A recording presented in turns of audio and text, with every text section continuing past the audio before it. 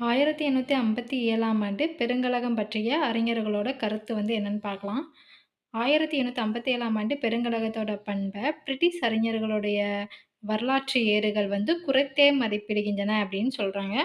ஆ ஆர்.ஜி. மஜும்தார் மற்றும் எஸ்.என். சென் என்ற 2 இந்திய வரலாற்று அறிஞர்கள் 1857ஆம் ஆண்டு பெருங்கலகத்த குறித்து ஆய்வு செஞ்சிருக்காங்க. இப்போ 1857ஆம் ஆண்டு பெருங்கலகத்தை வெறும் இராணுவ புரட்சி மட்டுமே, அது பிரிட்டிஷ் ஆட்சியை தூக்கி எறியப்பட்ட 1857ஆம் ஆண்டு பெருங்கலகம் பற்றிய கருத்துக்கள் என்னன்னு பார்க்கலாம்.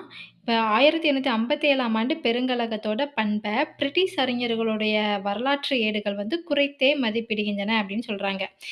அடுத்ததா ஆர்.சி. மஜும்தார் மற்றும் எஸ்.என். சென் என்ற 2 இந்திய வரலாற்றறிஞர்கள் 1857ஆம் ஆண்டு பெருங்கலகத்த குறித்து ஆய்வு செஞ்சிருக்காங்க. இப்ப 1857ஆம் ஆண்டு பெருங்கலகத்தை வெறும் இராணுவ புரட்சி மட்டுமே, அது பிரிட்டிஷ் ஆட்சியை தூக்கி எறிய நடத்தப்பட்ட சதி அல்ல அப்படின்னு சொன்னவர் யாருன்னா, ஜர்ஜான் லாரன்ஸ். அடுத்ததா 1857ஆம் ஆண்டு பெருங்கலகம் முதல் இந்திய சுதந்திரப் போர் அப்படின்னு சொன்னது வி.டி. சவாக்கர். பிரிட்டிஷ் ஆட்சியில் அரசியல் சட்ட மரபுரிமையை திரும்பக் கொண்டு வரும் பழமை வாய்ந்த கூறுகளின் முயற்சின்னு சொன்னவர் எஸ்.என். சென்.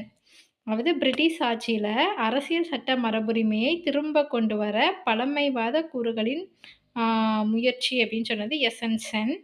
1857ஆம் ஆண்டு பெரும்புரட்சி முதலும் அல்ல, தேசிய சுதந்திரப் போரும் அல்ல அப்படின்னு சொன்னது ஆர்.சி. மஜும்தார். 1857ஆம் ஆண்டு பெரும்புரட்சி ஒரு தேசிய எழுச்சின்னு சொன்னது யாருன்னா, பெஞ்சமின் ஸ்ட்ரேலி. தேசிய எழுச்சின்னு சொன்னது பெஞ்சமின் ஸ்ட்ரேலி. முதல் இந்திய சுதந்திரப் போர் அப்படின்னு சொன்னது வி.டி. சவாக்கர். அடுத்ததா ஆங்கிலேயர்களை வெளியேற்ற இந்து முஸ்லிம் கூட்டாக மேற்கொண்ட சதின்னு சொன்னது டி.ஆர். ஹோம்ஸ். ஆங்கிலேயர்களை வெளியேற்ற இந்து முஸ்லிம் கூட்டாக மேற்கொண்ட சதின்னு சொன்னது டி.ஆர். ஹோம்ஸ். கிறிஸ்தவர்களுக்கு எதிராக மத தீவிர தன்மை கொண்டவர்களால் மேற்கொள்ளப்பட்ட போர் அப்படின்னு சொன்னது எல்.இ.ஆர். ரிஸ்.